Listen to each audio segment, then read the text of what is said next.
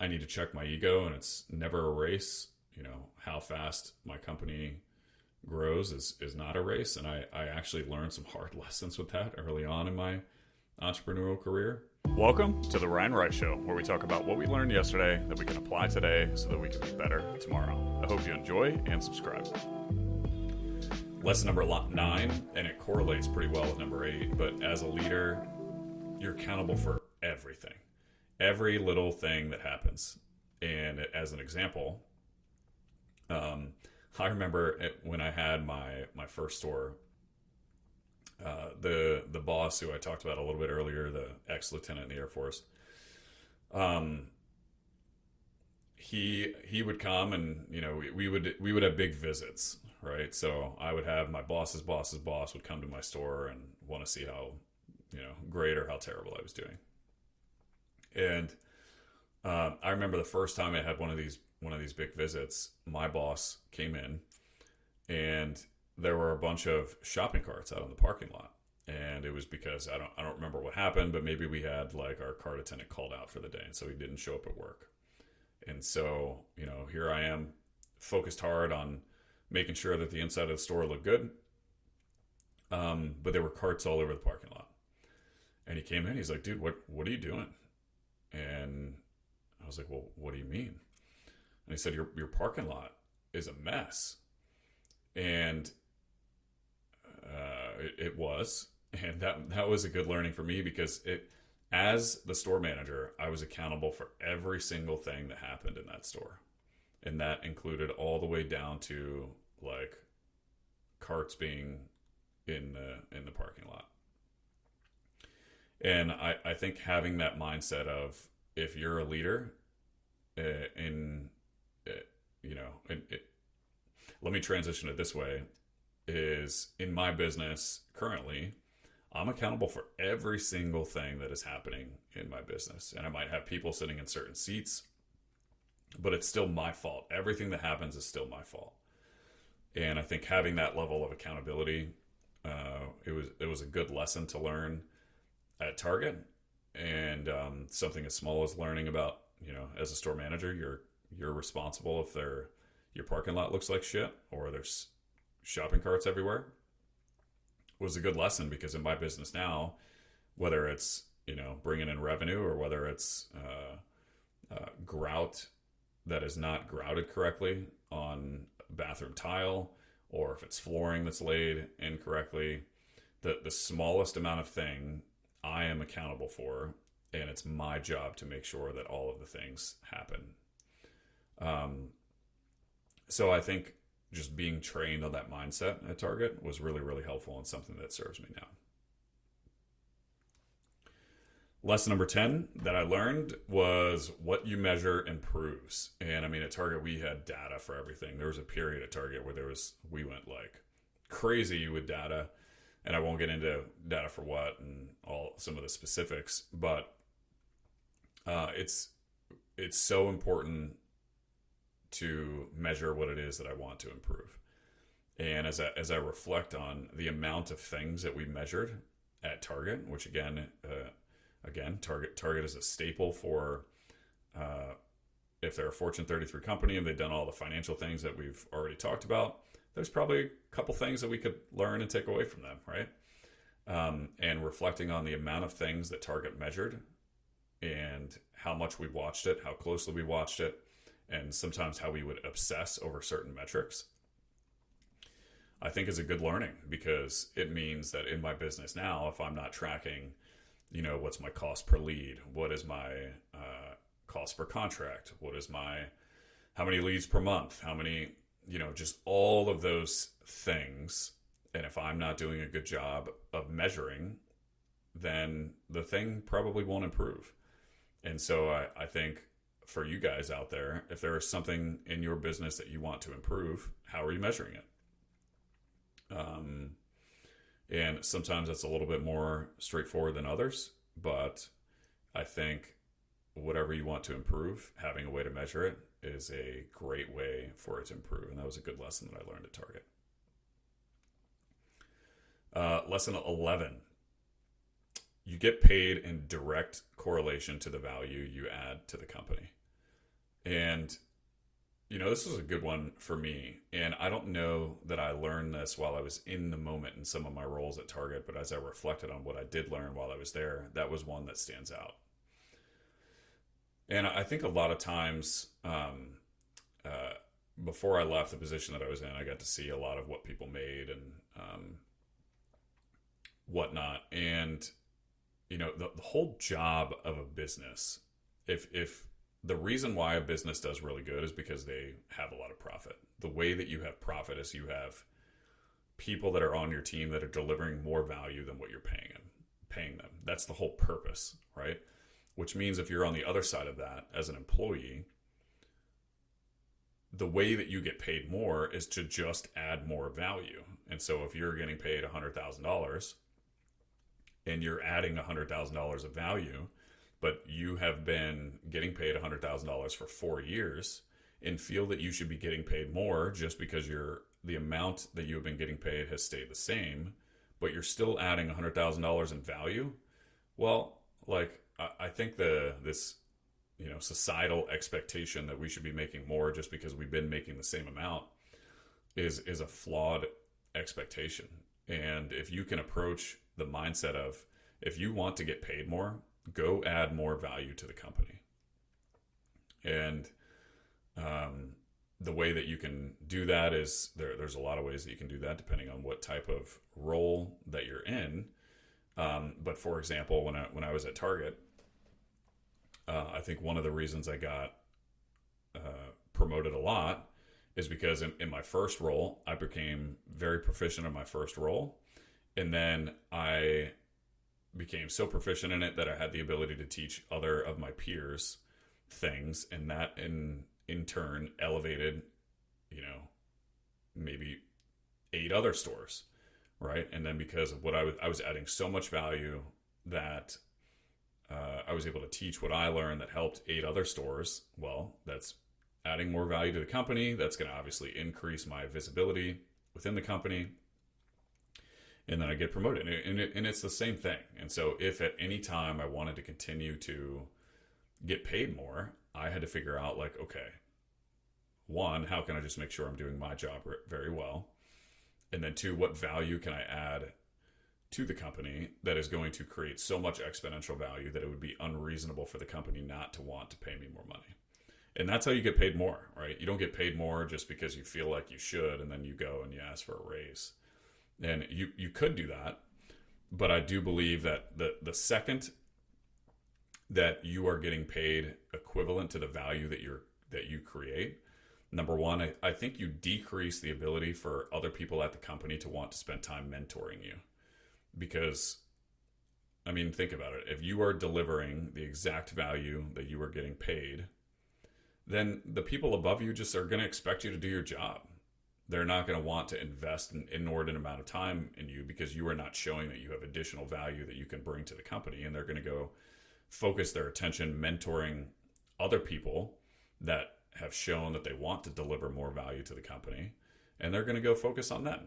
And so I think the second that you become more focused on the earning side of things rather than learning, and you become the second that you just deliver the value that you are getting paid, which some might perceive as getting paid fairly for their role, then I think you kind of bite yourself in the butt a bit, because you decrease the probability that people are going to be spending time with you to try and teach you additional skills. Because again, why would they?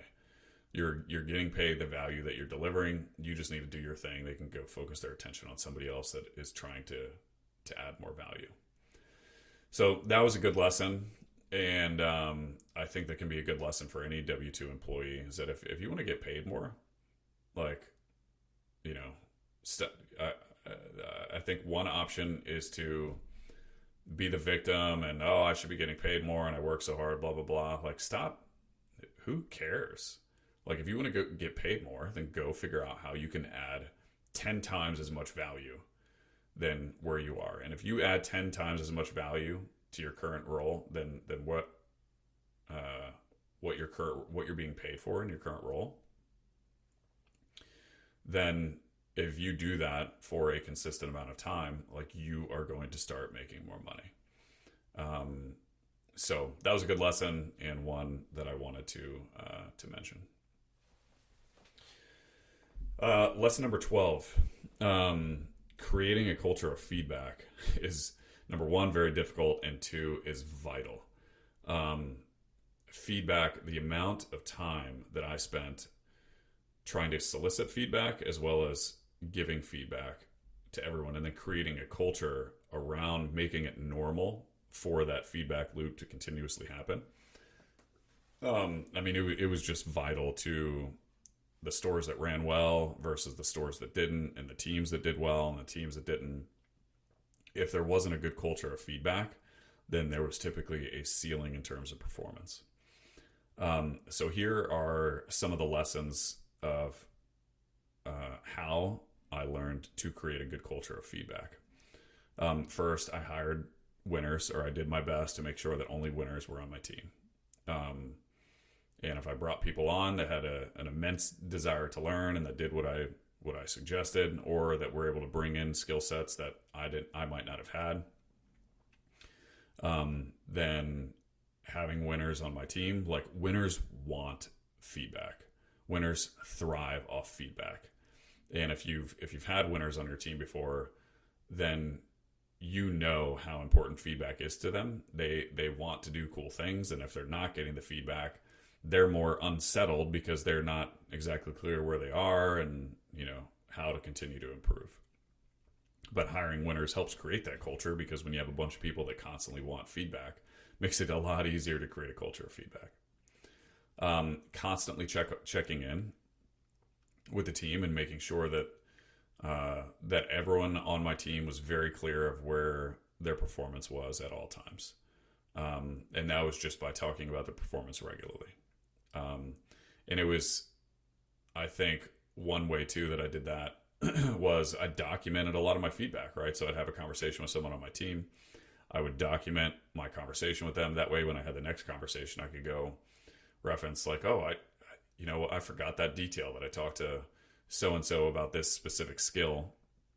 Now I can use my documentation. Hey, we talked about this last time, and this is still something that we're talking about. So let's figure out, what are some behaviors that we can do or implement in order to help make you better.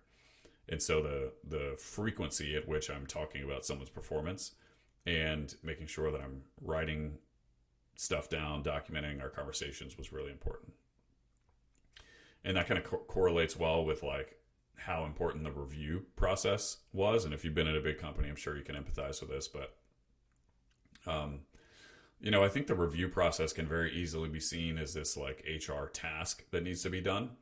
But again, there's so much value in making sure that someone knows where they stand at all times, knows their performance, and formalizing a process like the review process helped make sure that people were very clear on where they stood and what needed to be done, either to improve or to, if they wanted to get promoted, here's what you need to focus on, and so on and so forth.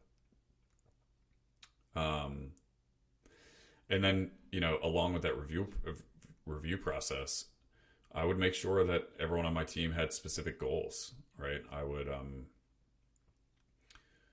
we would create goals together, and a lot of the goals were focused on what behaviors were needed in order to achieve those goals, and we would talk about them frequently. But making sure that every team member had something to strive for was helpful, because we kind of had a North Star that we could, if we're ever in the thick of things and it's easy to lose track of the North Star, we can look up in the sky. We can say, okay, that's the goal that I set. That's the direction I need to go, and then continue marching in that direction. And then the last thing that I did that was helpful in creating a culture of feedback is the importance of a mentor. Because number one, if you have a mentor and you're talking to someone that has done what it is that you're doing, that's going to be important for. It's going to be helpful from a tactical standpoint, but also if I have a direct report and my direct report is struggling with X, and they hear from me constantly about feedback that can help make them better, but then they also have a mentor who's a third party, the only reason that relationship exists is to help make the person better, and they're hearing from that third party similar feedback based on their observations. That's a very helpful tool of alignment, in that it has nothing to do with maybe that specific boss.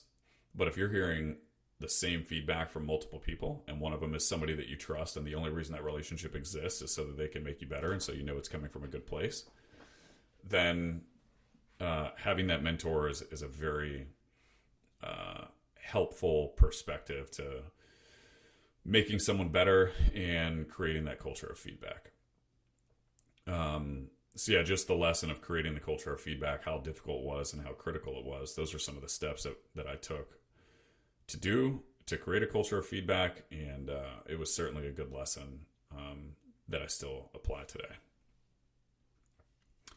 Lesson number 13. And this is, those of you HRs out there, you'll enjoy this one, but I learned when I was a store manager is the role that I learned this in. But the purpose of HR is to add value to the company. The purpose of HR is not to make employees happy. And the best HRs that I had were really, really good at looking out for the best interests of the store or the best interests of my team. And they were not as concerned with, or didn't take accountability for, other team members' happiness. And I think, one thing that shows that it's not a company's job to make an employee happy is that there's people that have the best jobs in the world and they're miserable. And there's people that have terrible jobs, but they're happy every day. Right. And I think that fact in and of itself proves that it's not the company's job to make an employee happy. And I think a lot of times I had experience with HRs that thought it was their job to make employees happy. And so then they would make decisions and communicate and do things that were in service to making someone happy, but maybe not in best interest of the store or the company. And so I think as if your company is scaling, or I'll just talk about how I'm using that in my company. My company is not big enough currently to have an HR role, and so that's kind of a seat that I sit in. I acknowledge that it's very important for me to realize that it's not my job to make sure my employees are happy, but rather I give them the tools and the development and the time, and I do my best to be in service of them so that they can perform. It's up to them if they're happy. And if they're not happy, that's a decision they need to make, and they need to figure out like why aren't they happy, and figure out a way to bring joy themselves. But it's my belief that it's everyone's own personal responsibility to make themselves happy, and it's not the job of somebody else. And I think in a big company, it's very easy for the HR pyramid to get confused and think that it's their job to make employees happy. But I found that not to be true. And that was that was an important lesson for me. Real quick, as you guys know, I just recently started this podcast.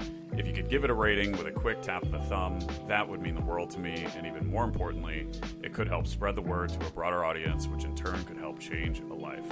Thank you so much, and let's get back to the show. Lesson number 14, patience is more important than ego. And it's never a race. And how I use this when I was at Target, and I remember this would eat at me, man, is I would be in a role for, the first role at Target I was in for 2.5 years. And it was common that if people were, quote, fast-tracked, they'd be in a role for 18 months and then they get promoted. And I was in my role for 2.5 years, and I saw a lot of people around me getting promoted faster than I was, and it freaking got at me. And I had great bosses at the time, and they would always kind of talk me off of a ledge and why it didn't matter, and how it was never a race. But that was really hard for me to realize in the moment. But as my career progressed, what was funny is a lot of the people, I spent 13 and a half years at Target, which is a long time. A lot of people that I saw get promoted ahead of me, they got fired in their next role. And the reason why might have varied tremendously, but it was a good lesson because for me, what was most important is that I simply focus on the skills I needed to develop in order to be an optimal in my current role, or to develop the skill set that I needed to succeed in my next role first. And a lot of times it's very easy to pick my head up and look at what's going on around me and compare myself to whether it's peers or other people. And there's never any benefit in doing that. And I found as time went by that the outcomes of what I observed prove that, because a lot of people that I saw that got promoted before me, they got fired. And so as I translate that lesson now to what I'm doing, because I'm about to enter my 4th year, and there's a lot that I've been through in my current business, but I see people. There's a guy that's in one of my masterminds. He was, we joined that mastermind at the same time, and we had similar real estate experience. And he is doing some really impressive things, and he's got these big teams, and he's doing a lot more revenue than I am. I actually don't think he's gonna be the equivalent of getting fired. I think he's doing some really cool things, but because of the lessons that I learned at Target, where I saw people getting promoted faster than me, I know that my focus just needs to be on continuing to hone my skills, continuing to make myself better, continuing to build the foundation of my business so that once I do expand, I can continue to deliver a great, exceptional service to my customers, and just focus on the things that I can control, and realize that I need to check my ego, and it's never a race. How fast my company grows is not a race. And I actually learned some hard lessons with that early on in my entrepreneurial career.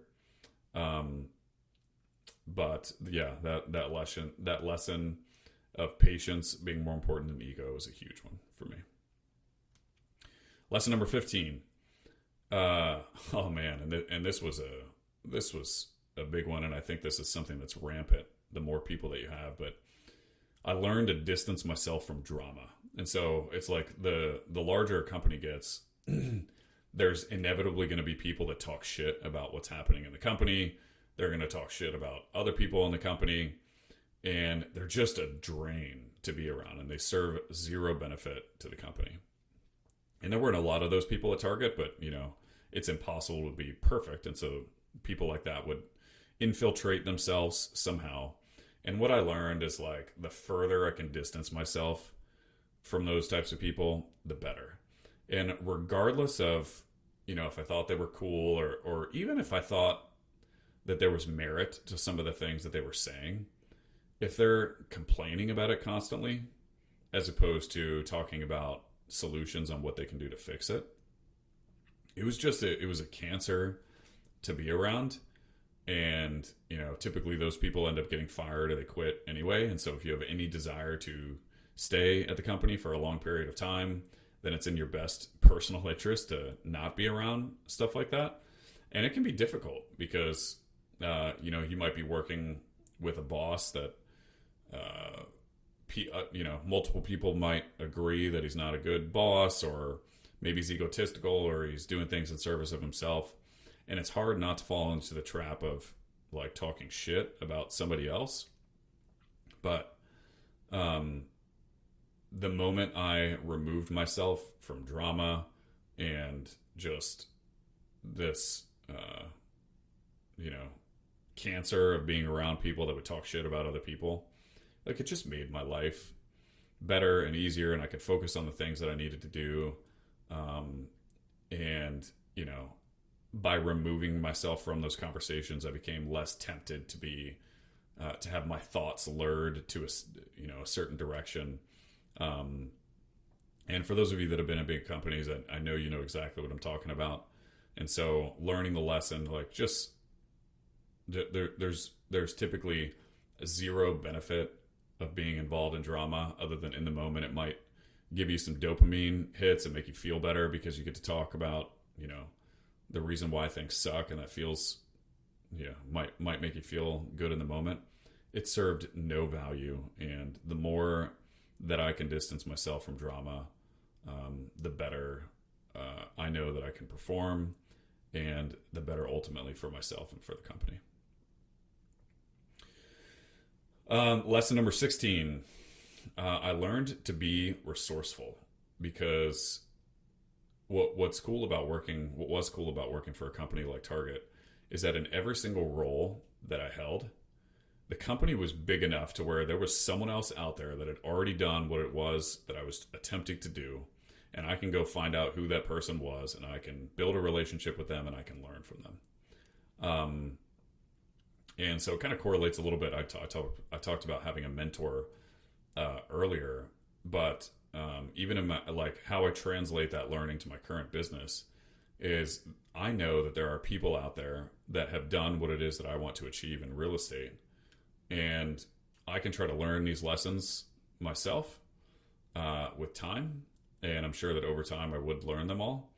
But how helpful would it be for me to be resourceful and go find people that are doing what it is that I'm doing, and they either have a program that I can pay into, or they are willing to share what it is that they've learned with me so that they can help me.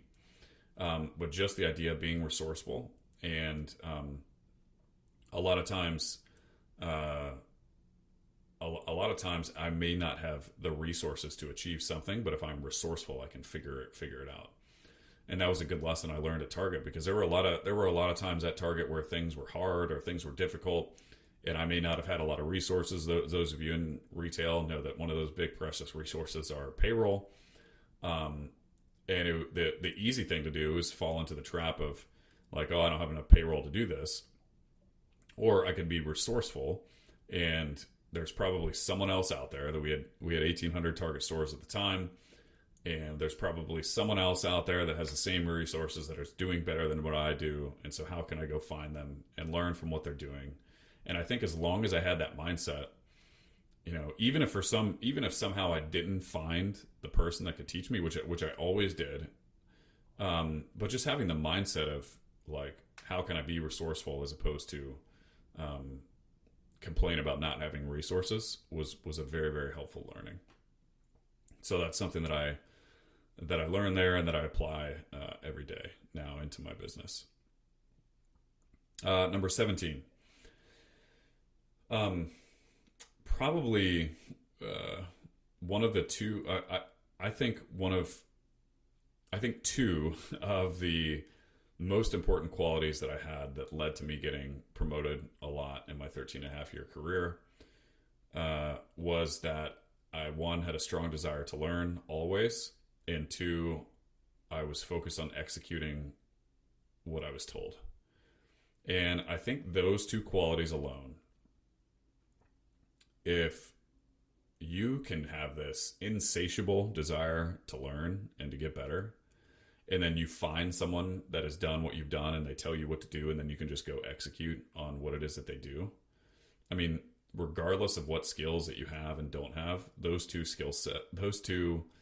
traits can probably make you successful in anything you do. And that was that's a big learning for me. And I think the only reason why I was able to do some cool things at Target is, as I reflected back on why, I thought about the fact that how I always wanted to learn, and I always executed on what it was that I was told. And those two qualities alone, I think, are qualities that took me far, and that I'm going to continue to apply. And honestly, they're qualities that I'm going to be looking for as I hire people. Like, when I'm hiring someone, do they show a strong desire to learn? Do they think they know everything already? And when I teach them something, are they coachable, and do they actually do the things that I teach them? So those were two qualities that carried me far, and they're qualities that I look for when I hire people now. But that was good learning. Number 18, the jobs that are closest to revenue producing are the most important jobs. And so over my Target career, I think, again, over a decade, there were probably 2 or 3 really big layoffs at Target. And some of, a lot of those time periods were driven by macroeconomic versus something that Target was going through. But one thing that I reflected on while there, and now reflect on looking back, is the people that were laid off in those businesses. We, like, store team members were never laid off, right? There were store managers making ridiculous, very good money. I don't mean ridiculous like more than they should, but that's a hard job, and people were paid well in those jobs. And those people never got pay cuts. They never got laid off. And it's because Target gets most of their revenue from their stores.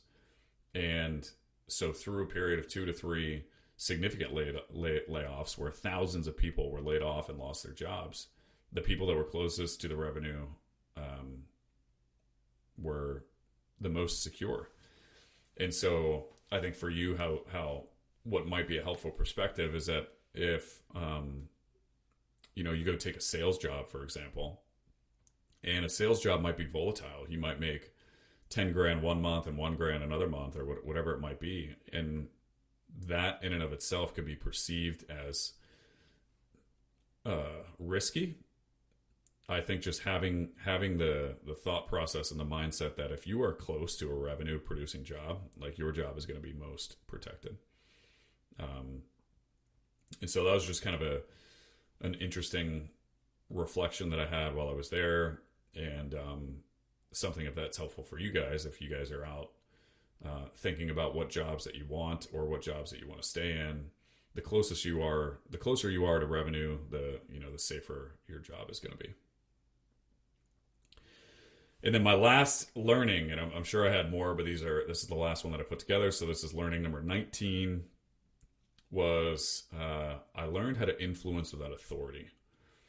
And I learned the position that I was in where I learned this the most is when I got out of stores and I got into a role where I had direct reports, but I was in a property management role, and my job was to influence the pyramid of property management on stores. And so I saw the reverse of that. I was in stores, leading stores, and had property management partners come in and try and influence their business on me. And then I had the chance to be on the other side of that, where I had influence on others. And man, that's an entirely different skill set, because when you influence that authority, it's to get people to do things that you need them to do but not have any authority over them is very, very difficult. And so here's kind of a framework as to what I learned and how I learned. Here's a framework on what I found influencing without authority, what it takes to be good at it. First was building a genuine relationship and building a genuine partnership with your partners, right? And so if there is somebody that I need to influence, showing that person that I actually truly care about them as a person. And again, this might seem intuitive, but people don't operate like this. But making sure that person knows that relationship isn't just transactional and that I do care about them as a human, very much influenced my ability to have influence over them, right? If they felt that I actually cared about them, then when there was something that I needed from them, they were going to be a lot more likely to do it. And so taking the time to genuinely invest and show genuine interest in somebody was key, I think, to influencing with that authority. Secondly, asking more questions and leaning into curiosity with those partners. I found that if I tried to demand things or tell them what it is that I needed and demand that they do it, that typically didn't result into the outcome that I wanted. And so I had to learn to ask a lot more questions and lean into curiosity as to what makes you do the things that you do? And, oh, what makes you do this or what makes you do that? Because if you are in a position where you need to influence that authority, there's likely things in context that you don't have as to the reasons why they are doing the things that they are doing. And if you become genuinely curious in learning what those things are, then your ability to influence them becomes significantly higher because you have more information. And so the recipe for not having influence is only caring about what it is that you need and continuing to state what you need and expecting them to deliver it and demand what it is that you need. The alternative is asking genuine questions, leaning into curiosity on what makes them do the things that they do. That can really help with influence. And it's essentially like when you're communicating with them, communicate in terms of what they want. Think about what it is that they want, not what you want. And when you're in a position where you have to influence that authority, it's very easy to fall into the trap of thinking about what your desired outcome is and just focusing on your desired outcome. And then you need that person to achieve the outcome that you're after. And so you're just so focused on your outcome that you just communicate to that person from the standpoint of your outcome. And what I learned is it's a lot more successful to think about what outcome that they're after, what's important to them, what do they care about, and communicate to them from a perspective of what they care about versus what I care about. And then how I communicated with them was important, right? I learned that praising them often and criticizing them infrequently has the ability to create more influence than the reverse of that, right? So it's very easy to, if I need to influence someone without authority, see all of the things that they're doing wrong and bring those to their attention because, how would they know that they need to correct them if I don't constantly bring to them, to their attention, the things that they're doing wrong so that they can be corrected? But what I found is that they operate a lot better when I recognize them for the things that they were doing, because then when I needed something from them, the ability to influence was easier because I have reinforced specific behaviors in the past and it made them feel good. And when I did have feedback, I deliver feedback not from a standpoint of like, hey, here's the outcome that I want and that's why I'm delivering feedback. I would deliver the feedback from a standpoint of like, hey, the reason why I'm sharing this with you is because I genuinely care about you. And it seems like it might be important for what it is that you're trying to achieve in order to, this feedback that I have, it seems like is important for you to get the outcome that you're after. And so that's why I want to take the time to share it with you. And sharing feedback with partners that I had to influence that authority, it was important that I always did that in a private setting. And I just came from a genuine like, hey, I'm sharing this with you because I actually care about you. And so it was less about, hey, I'm sharing this feedback with you because I need to get the shit done that I'm responsible for. It was never that. It was, hey, I'm sharing this feedback with you because I care about you as a person. And it seems like if I share this with you, that could help you achieve what it is that you want to achieve. And then lastly, something that helped me a lot in terms of communicating without authority is just having super clear expectations and making sure that those expectations are handled up front in your relationship. Communicate the whys behind the expectations. Because then down the road, if I needed something from that person and I didn't have authority over to them, at least we talked in the beginning about like, hey, here are the terms of our relationship. Here's what I need. Here's what I expect. What do you expect from me? Let's go through that same thing. And then it's easier to address something later if expectations were super clear up front. If we're in the thick of things and then I need a behavior adjustment, but those expectations weren't communicated very clearly up front, well, now we're already in the middle of it. Like, hey, you didn't share that from the beginning. It was just a lot harder to influence.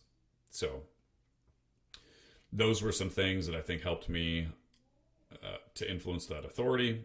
And I hope those were helpful for you. So that was a lot, but I thought it would be helpful for me to share with you the 19 lessons that I learned while working for a Fortune 30 company. And those have served me really well, and I share them with you guys with the hopes that it will be helpful to you and your business somehow. And I hope you enjoyed. And until the next one, I'll see you guys soon. Peace.